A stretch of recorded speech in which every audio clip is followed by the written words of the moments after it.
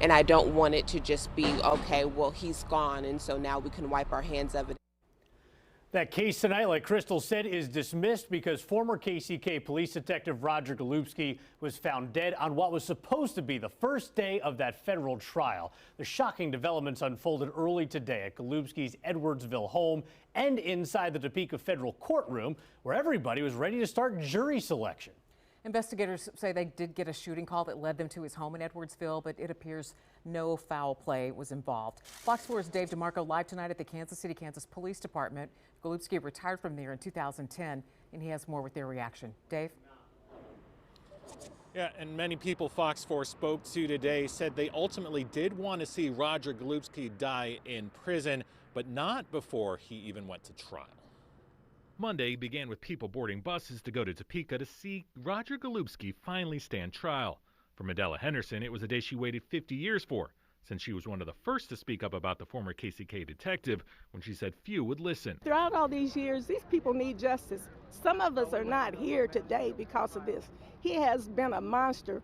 He's taken away families, taken parents away from their children. Groups like Moore Squared and Justice for Wyandotte say it was to be a day about more than just Golubski, but systematic failures. Golubski was allowed to do this for so many years because he was in a system that allowed him to do so.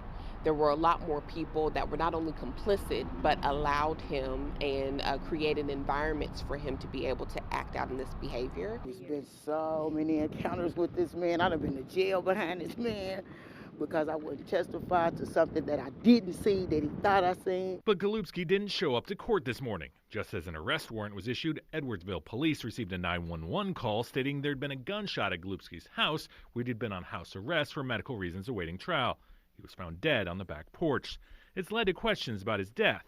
What happens next for defendants? There are a number of cases of people who are currently sitting in jail, who've been convicted of crimes that they are adamant that they did not commit, that are now in limbo about, what evidence was going to come out that could have potentially set them free. And the police department. In a statement today, Moore Squared said KCKPD has not denounced the actions of Golubski or said one word about the cases he never investigated.